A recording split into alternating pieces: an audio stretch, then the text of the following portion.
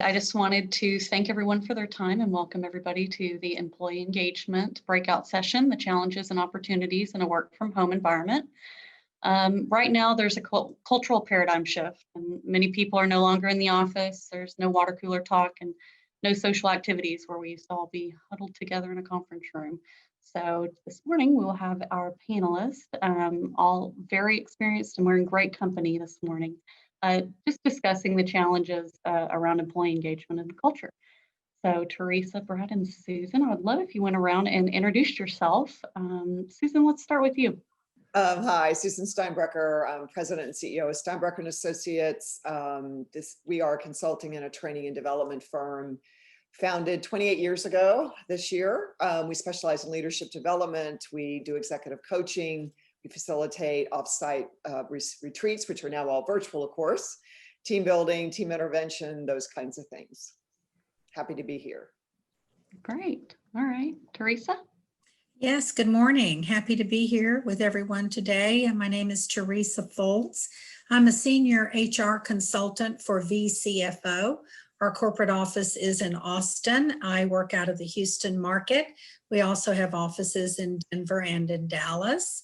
I have 25 plus years of human resource background, and I work as a fractional HR consultant to any company that's a startup with no prior history to large corporations that don't have the bandwidth internally to handle special projects. And my background stems from many years ago when we were personnel clerks, and we have certainly moved up the ladder as business partners, hopefully strategically aligned with business goals and objectives of an organization. Great. And lastly, Brad? Yeah, last but least, right? Or last and least. Exactly. But not least. Not least. I'm the academic on the panel. I'm Brad Harris. I have a PhD in human resources and organizational behavior. I'm at Texas Christian University in the management and leadership department. I also hold a joint appointment at the University of Illinois School of Labor and Employment Relations. I've been doing a lot of work with startups recently, like Teresa. So I'm really excited to talk about this with everyone. Great. Well, I'm Amber Gosney. I'm your moderator, and John Payne is here also. We're both advisors from Insperity, and we'll be kicking everything off here.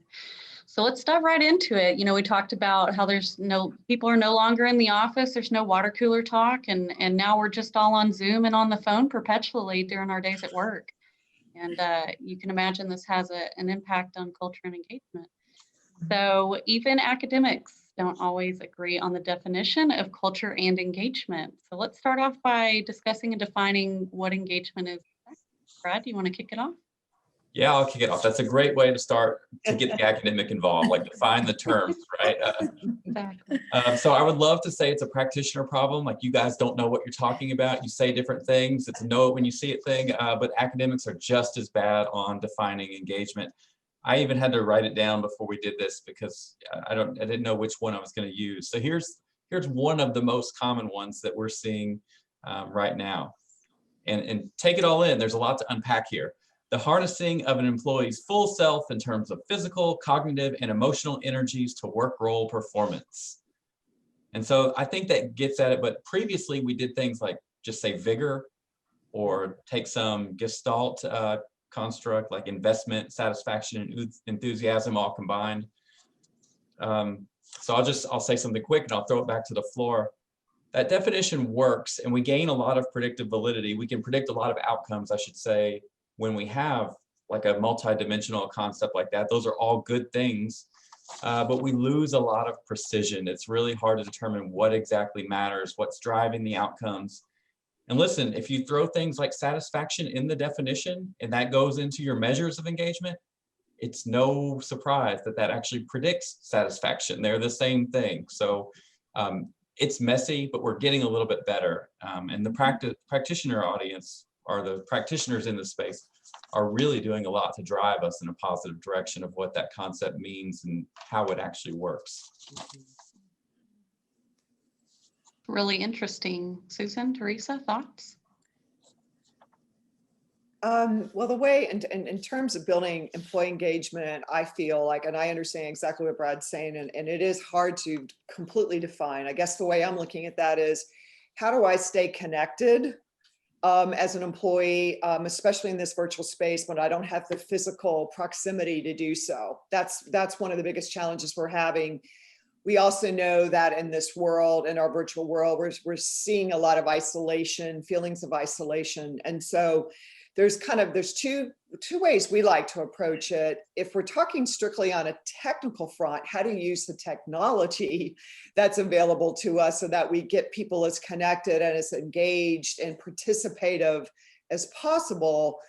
Then on the technical side, I look at things like, using all the annotation tools that are available so that people can chat in the chat room, so that you can use breakout groups with a facilitator in each of the breakout groups that can do polls, all of those things so that they stay quote unquote engaged and not disconnect or start multitasking and those kinds of things. There truly is a thing called Zoom fatigue, and people are absolutely feeling it. And so there's that side. On the personal side, I want to address that from the leader's perspective for this moment, because I always say that know your impact. So my first book called Heart-Centered Leadership, one of the principles is know the impact of your words and your actions. And you got to remember, as a leader, you are a goldfish swimming around in the fishbowl, and everything that you say and do is being observed and, like it or not, judged. So we need to be very mindful. So are you multitasking in the middle of a Zoom meeting or WebEx meeting? How are you showing up? So brand you is also very important, in being mindful and conscious of the impact that you're having. And I also look at that and just say that make sure that you're asking a lot of questions to keep them engaged as well. So again, two sides of looking at the engagement aspect, from the technical side and then from the leadership side. I agree with that. I think it's technical, operational, but I also think the hardest thing is keeping the cultural alive and finding new ways to keep the traditions alive, where everybody can be on board and embrace that and not feel excluded, because they're dealing with a lot of differences in what they're used to. They have some other people involved now, and they have children, toddlers, pets, in-laws, better halves that are all in the background in some form or fashion sometimes, and that throws them off the cue a little bit. And so they're having to learn to adapt to that. And I think companies are embracing the new normal, if you will, and I think employees are doing their very best to do that and to keep up. But I do agree with Brad and Susan that it's incumbent upon the organization to set the tone at the top. And what does that look like? And how do you set that? And and you need to determine if your leadership team has the skill set that they need.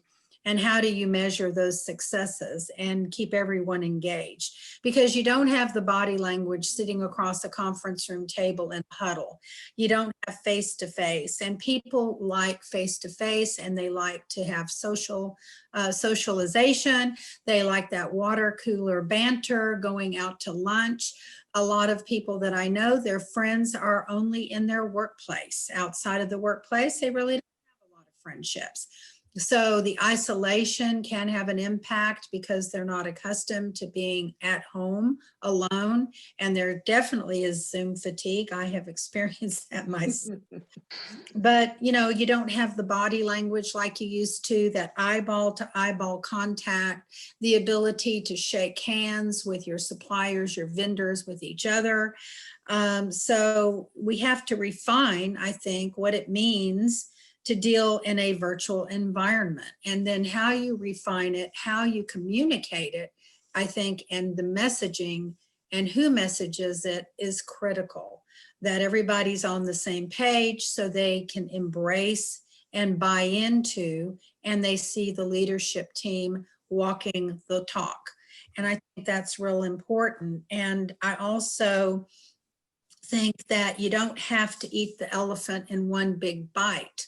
that a lot of times companies are chomping down on the whole body of the elephant. And I think small steps can be taken and quick wins can be celebrated. And I think we're kind of gone past that a little bit as we've gotten into the end of the year. Companies have stubbed their toes and have fumbled the ball, and employees have too.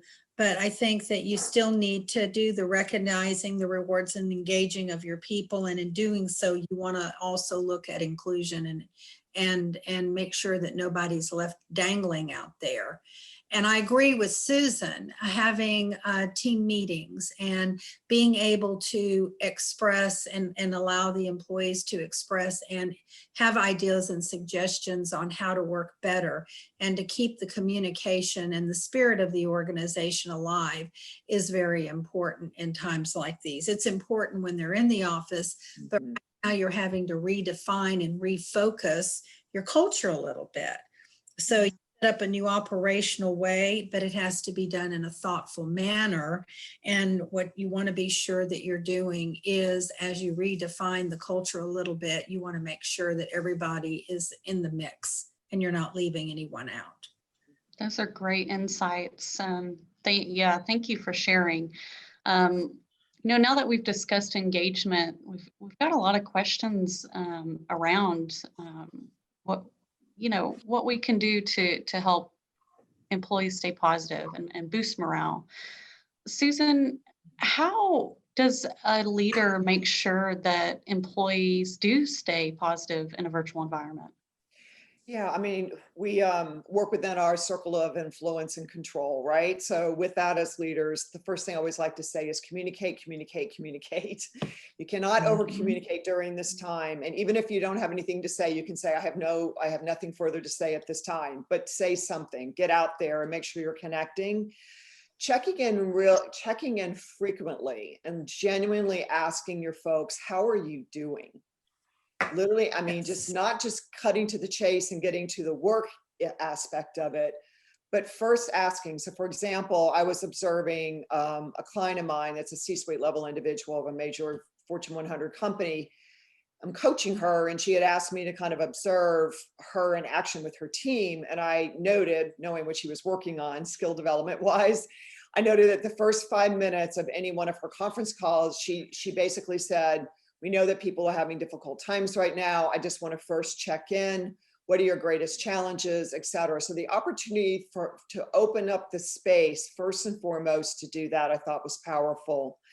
If there's ever a leadership competency needed now more than ever, it's compassion and empathy and transparency.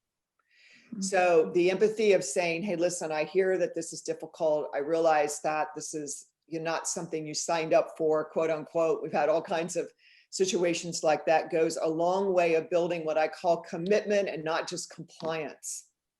Very different things. Commitment is they're committed with their head and their heart.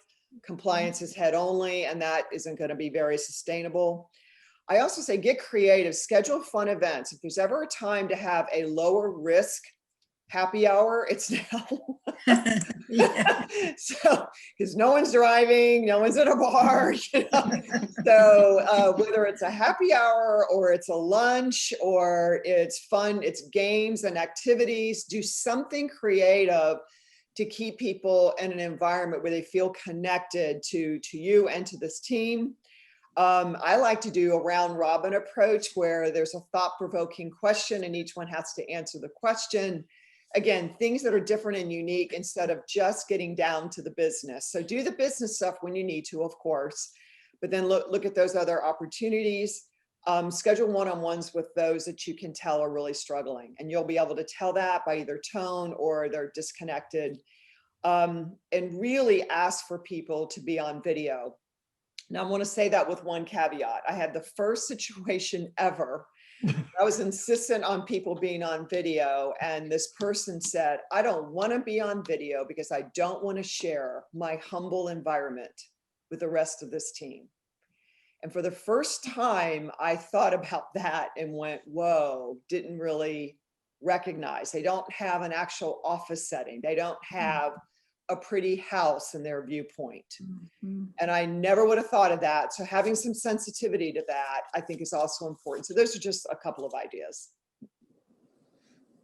Wow. Yeah, that's really interesting. That's interesting to think about. I know on what you were saying, Susan, that the Pictionary on our team, the Zoom Pictionary has gone over very well when we Good. don't have to do the business, get to the business first. Right? So Like kind of, trivia, we've been doing trivia during our happy hours, and people actually oh, That's that's great. gift That's cards. good. So yeah. I love that. That's a really good idea. That is a great idea. Yeah, it really is. So with all that being said, it's harder to make people feel included when they aren't having those one-on-one interactions like they used to. And I think Susan brought up a great point about scheduling those, because I think sometimes that's not the most comfortable thing for leaders to do. Teresa, I was wondering how your clients are shifting their leadership when they're trying to reinvent the workplace and the work culture. What are you seeing out there? Well, some of the things that I've been working on with a couple of them, they're pretty on top of it. You know, they have a lot of field personnel. They deal with a lot of customers outside with the suppliers and vendors, and they have a lot of their workforce that's actually working outside of the office, outside on client sites. You know, building, constructing, doing things like that. So what we've been doing and what we have suggested is that they do weekly huddles, and they allow the employees to come in, and they do a little bit of a lunch and learn about what's going on, what they're experiencing. We remind them about COVID protocols, and also on their client sites, the various protocols. We've engaged, one of my clients has engaged with one of their customers, and we've all gotten in on a lunch and learn and a huddle with the employees that are working in the field. And what we've done is we have created guiding principles that all could get behind by involving them and hearing what their concerns are and what they have to say, and trying to make them part of the solutions and giving them an opportunity, because after all, they're the ones that are out there touching it day in and day out. And so we've tried to include them where they don't feel like they're an island in some cases. And the ones that are at home managing and don't necessarily go out to the field, they've been very proactive and involved. And how we've done that is kind of a coaching way, like Susan's been talking about, where you talk to the leadership team, you find out some of their ideas, and you find out how they want to manage and some of the solutions. And they've had their ear to the ground with clients, and so they've been conversing back and forth with them on how to solve problems that they may be having in the field or in the office. And what they're doing is adapting their styles.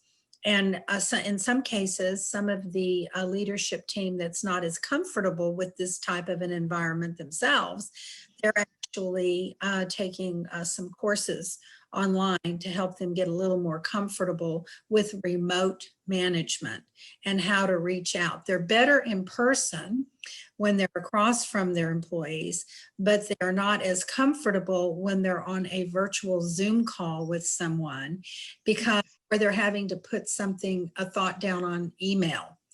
They do a lot better when they come across verbally than they're trying to put it in writing. So they are struggling a little bit with that. And so what we've done is worked on lunch and learns and how to communicate effectively and get a thought across. And they've embraced that. It's been a team approach versus a scattershot approach. And sometimes people, will call and say, I need a little help with this. Can you help me with it? And we'll go over it with them until they're comfortable. And I think you give them a lifeline when you do that. Interesting. Susan or Brad, have either one of you had any interactions with leaders that are trying to make changes to make people feel more included? Yeah, I mean, I think some of the things that I've mentioned also, but I also I have a little bit of a caution for those leaders out there that are highly introverted. I have a lot of my introverted clients that I coach that absolutely love this environment because they can kind of cocoon in and not be out there walking the floors. And so, and I have to remind some of them, no, wait, you actually have a virtual team. You need to be checking in a little bit more. So I know that's fun for some of our introverts, but please be mindful of the impact of that again. And Brad, I'm really curious to hear from your perspective what you're hearing on the academic front, because I know you guys, I do a lot of stuff with TCU, have in the past. So I'm glad to see that you're here today too. I'm curious your thought. Yeah, well, we're learning as fast as we can. This is unprecedented. I've seen a lot of things that seem to be working. Like one is, there's a guy named, if you're interested in this, you should write it down, a guy named Steve Robelberg. He's at UNC Charlotte and he studies meetings of all things. And he's got like these best practices for how to lead a virtual meeting. And they're really quite helpful to kind of do what you guys are saying, spend 5 or 10 minutes checking in personally, but in a way that doesn't feel like you're not being a good steward of everyone's time. Let's see what else. I think, Teresa, you were kind of hitting on it. I'll probably say the same thing, but in a little bit different way. Like our rhythms are just so messed up. And typically a manager, a good manager, might have 40 to 50% of his or her bandwidth spent on actual tasks. And the rest is about helping other people do their job. And when we got out of the office format, the in-person office format, it was really hard to regiment that breakdown. And so you've got some managers that are being really vigilant about doing the one-on-one, setting up those meetings. But that comes across as overly formal. And like, there's just something different about an interaction when I say Ed or Kenneth, like set up a 20-minute meeting with me. Like now it became a thing, not just a check-in. And then, oh man, Susan, you're so right. I don't understand these people. They exist, but there have been so many people that are happy with this arrangement because they don't have to see other people. And I just think like, I don't even, like I should go work at the University of Alaska, whoever will pay me more, because it doesn't matter. I just like my colleagues. And if I can't have a winner. Right? So, That's right. so I don't know, the one-on-ones are important. You know, John Cotter, the famous person that writes about change, had this stuff a long time ago. I think it's even truer now, that you need to communicate like 10 times more than you think you do. And so like just when you're getting tired of hearing yourself say something, like you're probably close to saying it enough to get it across. Right. I think that's true. So I think I'm just really trying to validate what Susan and Teresa have said here, like all good things. Well, I have to tell you, I can admit I've been called a high functioning introvert, and I can't come, but I really, you know, it's important to make sure that we're comfortable, getting comfortable being uncomfortable and not always stretching. So that's a great reminder. John, do we have anything from the chat that you'd like to bring up? Yeah, we do. We've got a really interesting question here that kind of follows up on part of the earlier discussion about the change from moving at home and how you get people to embrace it. What do you do if you've got an employee that, for whatever reason, isn't embracing it or can't embrace it? And Susan, you kind of touched on it, that some of them may be ashamed of humble environments. What do you do with those that, for whatever reason, they are not embracing it? For me, I would say the first thing I always do is, this is for sure an opportunity for a one-on-one. And then to Brad's point, let's make this as least intimidating as possible. Say, hey, listen, I just want to check in, see how you're doing. And then the one-on-one, because I mean, I guess I look at it this way. There's always reasons for behavior. There's always reasons for behavior. And I don't believe anybody jumps out of bed in the morning with the intention to disappoint. So if we can agree on that, then we need to uncover what's actually happening here. So having a conversation with the individual, first of all, for you as a leader or a person that may have that interaction, ask yourself, is this out of character for this person? Does this person appear to be struggling in different ways than what I know of this person in the past? Is it strictly the virtual thing, I think, or is there other performance issues that seem to be showing up consistently, even in the virtual environment? So doing that sort of stepping back and asking some of those questions of yourself first and preparing for those kind of conversations is critically important. We don't want to rush into these kind of things without thinking those kinds of things through. We do tons of work. My latest book is called Meaningful Alignment, and it's all about how do you align with another individual and have the conversation you need to have with emotional composure and resilience of facilitating the emotion of the other person. Not easy to do, but critically important to do, especially now. And with that, being prepared to have that kind of conversation to say, hey, I just want to check what's happening. How are you feeling about this virtual space? A lot of empathy, a lot of compassion. Remember, people sometimes think they have to agree to empathize. That is not true. You can empathize without agreeing with poor performance or whatever it is that's happening there. And I think this is one of those situations where you are asking a lot of questions. What's happening from your perspective? What challenges are you facing? What can I do to support? Based on the challenges that you've listed, what is one or two things that you feel that you can commit to doing? How can I support that initiative? What else do you need? So in other words, get out of the telling, which is the biggest thing leaders do, and get into the asking and coming to understand what's actually happening. So it doesn't mean we're not holding them accountable to performance. Of course, you have to hold people accountable, but it's done in a way where you're building safety and you're building connection and therefore trust. And when there's trust, the walls come down and they're more likely to share what might be potentially actually happening. You can get to the root of the issue faster, and therefore they're more motivated ultimately to want to do something because they genuinely feel their boss cares. If they don't feel you care, or if we approach this with, hey, you know, it's the real world, get over it, it is what it is, or something similar to that, either in spirit, body language, or actual word choice, then they're going to shut down. So the more that you can say, hey, listen, these are challenging times. Everybody is struggling in their own way. I want to come to understand what's happening with you. Would you be willing to share? I really would like to know so that I can figure out how to support, et cetera. So I could keep going on that path, but you kind of get the point, I think, where I'm coming from. I have a flip side to that too. I agree with everything you say, but now here comes the HR person. Okay, good. The compliance part of this, okay?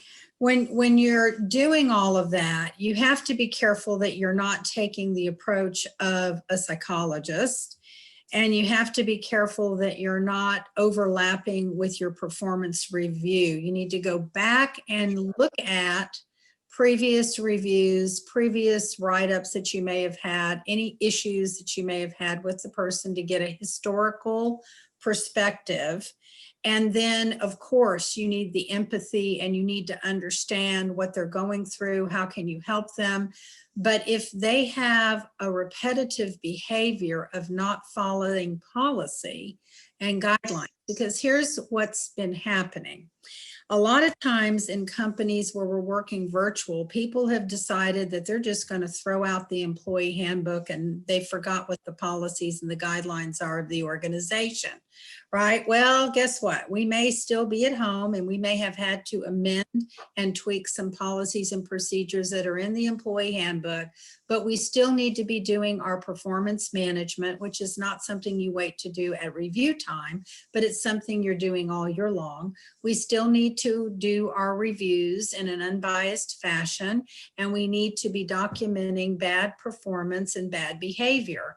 And we need to make sure that we have updated our handbooks with any amendments that have been sent out to adjust for the virtual and hybrid workforce now, but we need to make sure that we are not stepping over our tongues and stepping over what has already been implemented. So while I agree with Susan, we need to be sure that we're documenting these conversations, and we need to be sure that if there is repetitive behavior of not following the policies of the organization, which by the way, it's the company's responsibility to review that employee handbook in this environment, make sure the leadership team understands your policies and your guidelines and procedures and processes. And you can also do a team session with your respective team that you manage to remind them with HR, if you want HR involved, or the manager can do it, let HR know you're doing it so they can put a check mark by that you've done that, and that you have reviewed your policies, procedures, and guidelines. But just because we're at home, that doesn't mean we don't have to start our work at a certain time, be available and, involved with your meetings, and make sure your work is contributory and you are showing up and being present in your meetings. If there is a reason why, we certainly want to know that. We want to have compassion and empathy. But if there is a behavior that's not conducive, then we want to know that too. And then you want to get HR involved if you have them and you want to document it. But on the front end with your immediate manager, I think, yeah, what can we do to help you? How can we help you? And a reminder of the policies, though, and the updates in your employee handbook are critical right now. Communication's key, right? We always want to make sure that we have that line and that open communication. Even though we may not have an office, we still have open doors, right? Well, that's right. And guess what? Legal challenges don't go away. EEOC complaints don't go away. No, they don't. Now they're actually larger because of any type of I'm being discriminated against because. So you do have to be mindful of that, and at the same time conduct your business in a fair and compassionate way. Yeah, for sure. Well, I have a question for Mr. Brad. Brad, what are some of the biggest problems that you see with how companies are trying to manage their engagement? Sure. Teresa, I really appreciate you bringing it back to HR. Like nothing says fun like bringing in the HR person. Oh yeah, that's right, Ross. Exactly. The Debbie Downer of the group. I'm giving you a hard time. I study HR because I hate dealing with those people so much. Like this is a fascinating issue, but it's so critical. It is. And I really think you're right. And like a lot of companies are about to go through their first serious cycle of formal performance reviews in the post-COVID era and are the current COVID era. So if you didn't document something, you're going to have a really tough time. And the look is terrible to get. I mean, like at TCU, we're on a hiring freeze right now. If we fired anybody, like it would just, the optics are awful on that. And you can expect a legal challenge on just about any termination these days. So, okay. So what was my question to talk about challenges with engagement? Well, no, it's a great segue. It's like, so what are some of the biggest problems you see with companies trying to manage? I mean, you brought up something really critical, performance and reviews, and that has a lot to do, feeds directly into engagement. Yeah, so I've been doing a lot of consulting in the Bay Area. So I'm in Fort Worth. So it's new to me to kind of get this Silicon Valley thing. But engagement surveys are really popular. There's a bunch of companies doing them. We have that here in the Metroplex also, or in Texas. But anyway, I think, like, first of all, I'm going to ask my colleagues to sound off on this too when I'm done, my panelists. But one thing that happened that was really odd is that we kind of did this honeymoon hangover thing when COVID hit. Like I even had some clients saying like, oh, our engagement's actually up and we're going to save so much money on real estate costs when we terminate these leases. Well, I don't know what the exact timeline was, but I know for my students when I was teaching, it was probably about 3 or 4 weeks that this stuff got old really fast. And so now engagement dips. So one thing is like, what do you do with that data? How much of it is company specific versus just all the ambient stress? I don't know the answer to that question, but in the absence of temporal data that's directly comparable or reference points externally to similar companies, that's a really big mess. Another thing that is an existing problem is like 70 to 80% of employees don't even respond to pulse surveys for engagement. Which leaves a question of which 20 to 30 are responding. You need at a company that's over 100 employees, you need a fairly sophisticated analytics engine to make sense of what's happening, because usually your lack of engagement is in certain pockets. It's tied to a supervisor or a department. There's network effects. There could be one bad apple that's just spoiling a whole team. But the good news is, I think on that front, like some of these companies are getting quite sophisticated and you don't have to build out that operation yourself. Let me think about what else. We talked about the measurement thing. Okay, the most important thing, and I think it might be even more critical now, is we do these engagement surveys, we figure out where we're at, and then employees don't see any change from our management. They either don't have the bandwidth, or more likely the manager wants to do well but lacks the confidence or the skills to actually make a meaningful change. And Susan, just real quick, this is like one of the greatest hits management anecdotes that if you haven't heard it, you might appreciate. Like some of these things are quite simple. Back in the 1920s, there was a guy named Hawthorne that did these studies at Western Electric. Yeah. And they thought they had discovered this really easy way to get around meaningful management. Right. And they just turned on the lights brighter in the manufacturing plant and everybody worked harder. So pay attention. Unfortunately, that was not the magic bullet. Susan, I think you know what it is. Probably everybody does. I'm probably underestimating your management knowledge, but it really is just this idea that management cares and management's paying attention. Yeah. So there are some easy wins in some of the mechanisms that you guys have already talked about. I'll shut up. You guys go.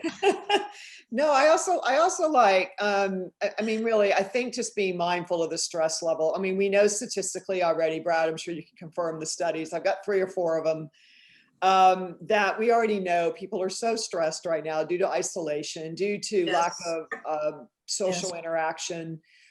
We know that the domestic abuse rate is up. We know that the filing for divorce rate is up. We know that child abuse rate is up. We know that substance abuse rates are all up.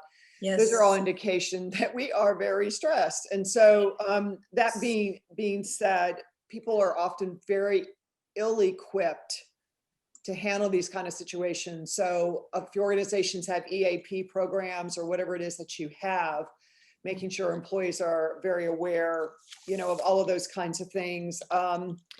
And honestly, I don't think we've even begun to see the emotional impact to COVID-19. Or frankly, even the physical, but especially the emotional impact. And so being just sensitive to that is going to be pretty important as a leader as well. And your listening skills, and also I would call it your vulnerability and transparency, you know, appropriately so. What I mean by that is, if you share yourself that, hey, listen, I get it. This isn't easy for me either. Like I've also had to adjust. I have 2 children at home, homeschooling as well as, or whatever it is. When I've seen a leader do that, and when some of my clients, when I've seen them do that, you can see everybody calm down because they see you now as a human being. And not just the boss or the title. And so any of those ways that you can, you know, kind of show that connection, if you will, and offer the assistance, that's really what I would offer. And one thing I will say, if I could real quickly, the thing I'm noticing, and all of my clients are complaining about, because we do virtual trainings and we're seeing the impact for those organizations that are hiring us to do the virtual training. And even though we don't go longer than 5 minutes without them being engaged in some type of annotation tool or in a breakout session with a group coach or whatever we're doing, the people are complaining to back meetings, no breaks, and scheduling meetings during lunchtime. And I just want leaders to be mindful that just because you can have 24/7 access, please be sensitive to the fact that this is a human being. I'm going to get a little crass, but I'm not kidding. I had somebody say to me, I think I'm just going to attach a urinal at my desk. That's how I don't even have time to get up and go to the bathroom anymore. We've got to stop that, folks, because that is not building motivation. That is building disconnection. So please be careful about conference calls that you're booking and timeframes. If there's time zone differences, please be careful about that. My significant other, he was telling me that, you know, someone had booked a meeting at 7 a.m. Well, the people on the West Coast, that's 5 a.m. Yes. And the person in the West Coast said something like, you realize it's 5 a.m. here, right? And they're like, yeah, well, it's 8 Eastern. Well, you know, that's the lack of sensitivity in our world today that people really need to be mindful of, and of some plenty. Completely agree, and they need to be real careful when they're non-exempt employees. Interesting. Yeah. More good HR talk there. Yeah. That's a good counterbalance. No, that's They need good. to be careful when they're non-exempt employees, and a lot of companies are forgetting about that. Yeah, interesting. True. With that being said, I know, Teresa, we've kind of touched on policy. You know, are you seeing a lot of policy change and policies, how they're being pushed out, just surrounding workplace culture, exactly what we're talking about, like putting a urinal next to the desk? Are you working with people on that, or are the leaders that you're connected with? Well, I'm seeing a lot of companies that are now beginning to say, oops, what about our policies that we've had? You know, you're finding new ways to keep what you've had in place alive, and you may be revising them a little bit, but you still have standards of operation. And so what we're saying now and what we're working on with them, let's look at the employee handbook for 2021. You're having new changes with FFRCA. A lot of companies didn't know that every employee needed that poster, and that needed to go out. And so they forgot to send this out to remote workers, you know, people that are working virtually. So what I'm doing with clients right now is I'm doing an HR year-end checklist. This is the checklist, what we need to complete by year end. This is what we need to be looking at for first quarter of 2021. And one of those things is, where are we with the FFRCA? How are we communicating those changes? And there recently have been some. And also let's look at our employee handbook. As we've gone through this year and we've all have been battling what to do with this situation that we're all faced with, we have been amending our policies and pushing those out to employees via email, putting them on our intranet site. Have people been communicating, and managers, that they're out there? Have you been getting acknowledgements from them that they have read them and they've received them? There's a lot of different situations that you've changed. So now what do we do with that? Have some of those negated your actual policy that it's mimicking in your employee handbook? You've amended it, but you haven't said to them it's amended. Are you running with your managers on two different policies? So what I recommend, we take a look at the employee handbook, add the amendments from last year, make sure they're not negating and overlapping with other policies, and then push those out at the beginning of 2021, in the first quarter at the latest. Right. It's all about, again, it always comes back to communication, right? That's it. And how you do it. And how you do it, and who's doing it. And who, yeah, great point. Great point. John, I was going to check in and see if there's any questions from the audience that you'd like to. Oh, you're on mute, John.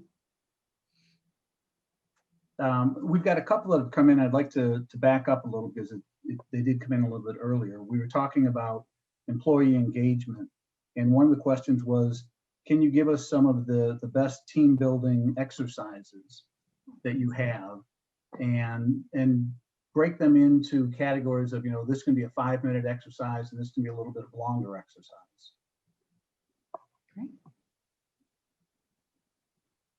Great. Brad, you want to jump in and start that? Yeah, Brad. And you could not have picked a worse person than that. I just have to confess that I study teams. I agree the stuff is important empirically. I hate icebreakers so much. Teresa or Susan, can you please save me? Or Kenneth, I mean, you've been active on the chat. Somebody help me. Love it. I'm happy to. I have books and books and books of team building or icebreaker type of activity. And honestly, it has everything to do with the audience as to what's going to be appropriate, Yes. right? It's an executive level Yes. audience. You don't want to do anything too cutesy or too, Right. whatever. Yeah. If it's a very supervisor level or employee level, there's all kinds of things. So I'm happy to put some information or do a follow-up and just kind of present off the top of my head. I don't have it right off the top of my head, but I'm happy to send information that can be maybe dispersed to to all that attended later, if that's helpful. I have a number of handouts that I was planning to potentially put in the chat as well. I might as well just put all of that into an email and you guys can disperse how you would like. But yeah, there's tons of things, but just the more that know your audience is my first thing on that. And I still love provocative question type of comments. There's decks of cards that ask questions that are everything from hobbies and special interests to, what is your favorite? There's an activity we build in our meaningful alignment workshop that we ask people to talk about. And it's what is your favorite movie and why? And the why is the most critical part, because that's where it really gets into the substance or the essence of why that was your favorite movie or your favorite vacation, or something as simple as that is a great way to open up and get to know each other and get people to share on a little bit deeper level. I'll add, I do have a little bit of insight into this, I think, but you probably already know it. Like one of the things they told us on this panel was don't go around the room and do intros for everybody because it just sucks up so much time. And I think what we can distill that into in our work teams is the old 2 pizza rule. Like, I think it's even more important now when you have team meetings or group meetings, only the people that need to be there, and preferably like under 8 should be there unless it's an informational meeting. Because it's really hard to do these one-on-one things that express concern when you have 20 or 30 people in a room. Yes. Now, if you have a small group, one thing that I have seen work, and it's very much consistent with what Susan's saying, is simple but somewhat provocative, not necessarily personal questions. Like one thing that made you laugh last week or something like that. And but again, like keeping it to 5 or 10 minutes, Ed, I think that was your question. Whew, that's tough. I have one that I'm doing right now called Stress and Frustration in the Workplace. And it's very small groups, and sometimes it's leadership, sometimes it's actual line managers, and then rank and file groups, small, usually 5, maybe 6 at the most. And we go around and they have a time to talk about stressors in their life and some of the frustrations in their family life, in their work life, and they get to share some funny stories about what's going on. Like I had somebody say the other day that they drove off with their grocery bag on top of their car, and I said, well, wait a minute, I've done that. I'm a little distracted. Yeah. So, coffee mug on top of their car, get in the car and can't figure out why it's not going because they don't have their keys. Or grab the wrong set of keys. I mean, people, and that just adds additional stress. And they have an opportunity to talk about it, laugh it off, and hear about other people's similar experiences, which has been kind of helpful and fun for them. One of the things that we we do too is we try to provide as much education as possible to help people through the stress. So we tackle it mind, body, and spirit. So we talk about on the body side, the physical health, how are you taking care of self, diet, sleep, exercise, and meditation, especially we know from mindfulness meditation, it has a tendency to impact all 3 of those domains, mind, body, and spirit. It's the one thing that has a continuity that builds strength or resilience and all 3. And then we also will teach around the mental part. And my biggest mantra is turn off the news. Now I turn it on enough to figure out what's going on. And it's not about burying your head in the sand, but quite frankly, do you really need to hear it over and over and over and over again? And the test to me is this: if after watching the news, you feel uplifted, full of possibility, creative and innovative and encouraged, then keep watching it. If you know you're not, then turn it off. Again, focus on what you can influence and control and let go of the rest. Unless you can control the presidential situation, unless you can control COVID, I would suggest not putting yourself in the middle of that day in and day out, because quite frankly, it does not serve you. So that's the thing on the mental, and also surrounding yourself with toxic people. Now, in this case, we have the distance, but are you in communication even with people that you know are not supporting you and you know you cannot support them? that's the caveat around that. And if that is the case, then this is where you have to make some decisions about being in that energy continuously does not serve you. And then on the spirit side, it may or may be a faith thing, or it could be, what is my purpose? What is my personal mission statement? If there's ever a time to write that, now is probably it. And it also can be acts of service to others.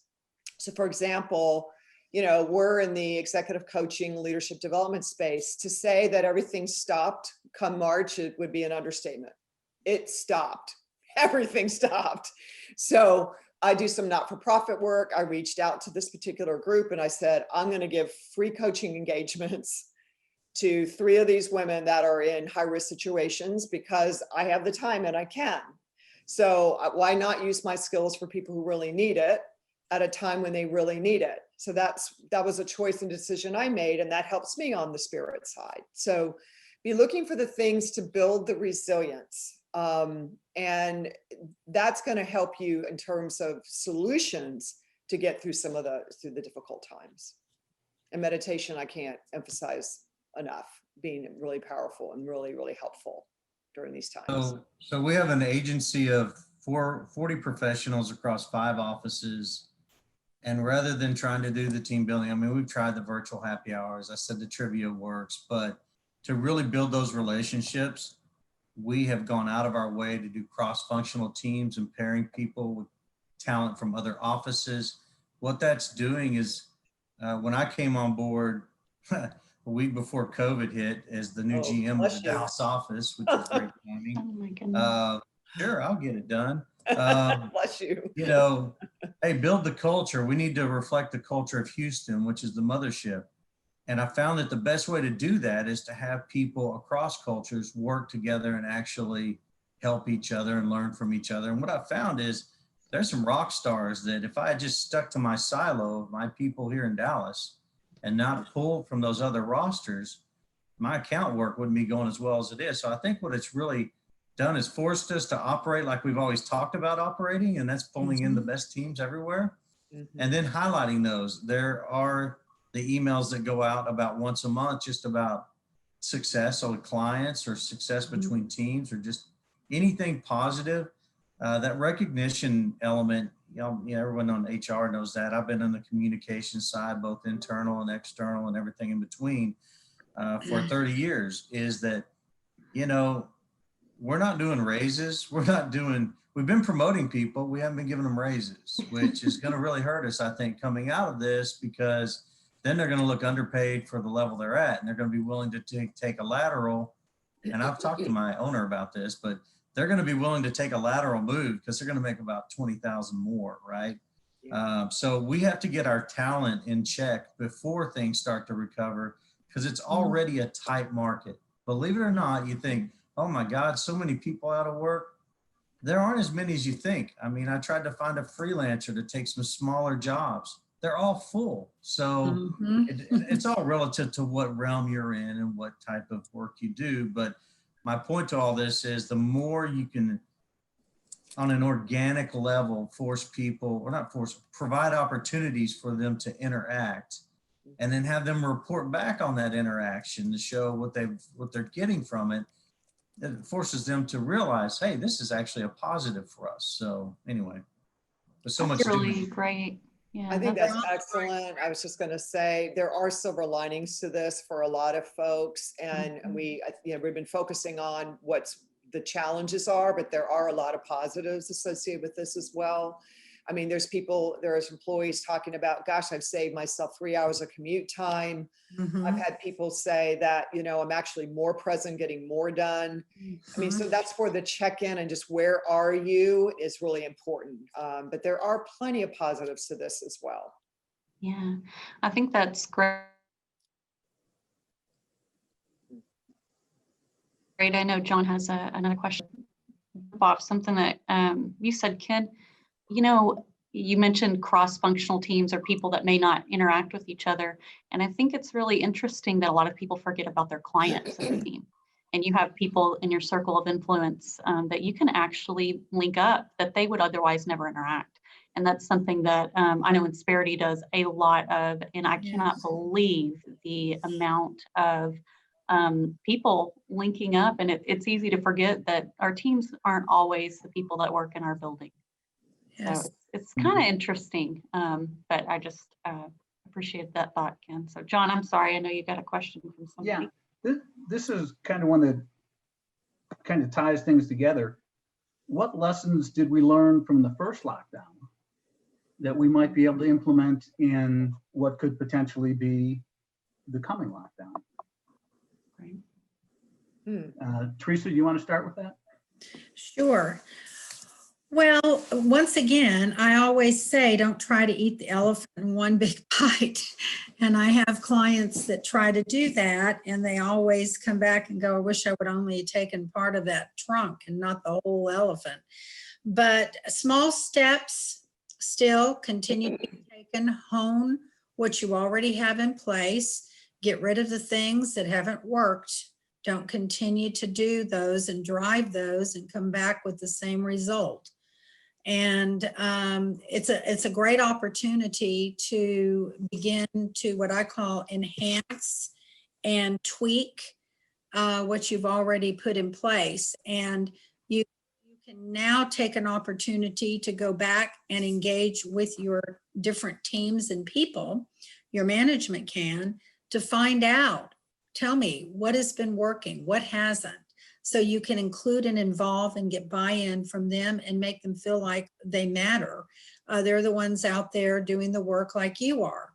So you want to share the ideas and come up with something that might work a little better. You've made mistakes, you've had wins. Hopefully you're celebrating those wins. And I think it's important to go back and just revive and renew what you already knew and or what you already know. And then again, I say, if it's not working, don't continue to press that. Look at making a change and tweaking what you're doing because you're not going to get a different result in most cases. And I think that small steps and quick wins need to be celebrated, and you need to continue that. And also, if it's not working for someone and you haven't had a conversation with them, or the behavior and the results and the showing up is not there, don't continue to let that go. You need to address it, because you're not doing the employee a favor, and you're not doing the team a favor, and ultimately the company will suffer from that. Thank you. Very interesting. The only other thing I would just add is I completely agree with what Teresa's saying, and always go to the horse's mouth, right? Always go to the person who's closest to the situation and ask them what's working, what's not working, what's a best practice that can be shared. How can we get creative with additional solutions? You're asking a lot of questions again versus telling, and see what they come up, and then share that in all the platforms that you can. Well, I know we're coming. Sorry. Go ahead. It No, goes go back to recognize, reward, and engage, right? In the communication, recognize, reward, and engage. And don't burn them out. Yeah. I'm fried. I have my own son that said his company's going to 24/7. And he said, I don't know why they think that's anything new. We've been 24/7, but he hasn't had a vacation in 2 years. Yeah. Oh, wow. Well, that does lead to a question. I know we're running out of time, but everyone has stockpiled their PTO. No one took vacations, and a lot of companies have use it or lose it policies. So we're going to have everybody off, around Thanksgiving, and then half of December. God forbid a bunch of work comes in.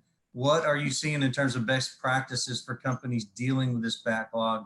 Because people need to take their PTO. They should have been taking it throughout this. Absolutely. I think it's encouragement for them to do that. I think when the management team gets together and discusses staff planning and recruiting for a new year or for a quarter, they need to also discuss people who have accumulated PTO. In a lot of cases, companies have changed their PTO guidelines to, you have to use it or lose it. I think it's critical right now that people have that downtime so they come back and they're fresh and they're not fried. And I see a lot of employees right now that are basically just completely worn to a frazzle. And it's not only because of not being able to get away because you're 24/7 plugged in right now with all the technology. It's not only for that reason, but it's because of the way they're having to adjust to working. And, having the toddler in the background and having, the spouse working across from you and having the cat walk across your keyboard when you're on a Zoom call. I mean, that's all stressful, and it's a new change, and people don't like change. It's very difficult to change. And I don't like change, but you have to adapt and adjust to it. That's stressful. So they need to be able to unplug, and they need to be able to walk away and gain a new perspective and become refreshed. And I think that leadership and management need to talk about pushing that and not wait till the end of the year to do it, like performance management. You don't want to wait until review time to tell them what they weren't doing right or were doing right. You want to do that all throughout the year. That's right. Well, it looks like we are coming to the end of our time. I did want to open it up. I know we've had a lot of interaction with the audience on the chat. If anyone has we have time for maybe one final question. If anyone wants to unmute and throw it out to the panelists, feel free to do that. So Teresa, Susan, and Brad, what's your favorite movie and why?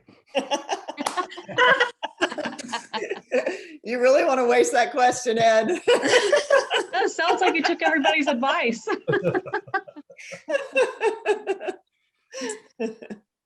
He's teasing. Do you really want an answer? No. Not All for right. the HR compliance person, no.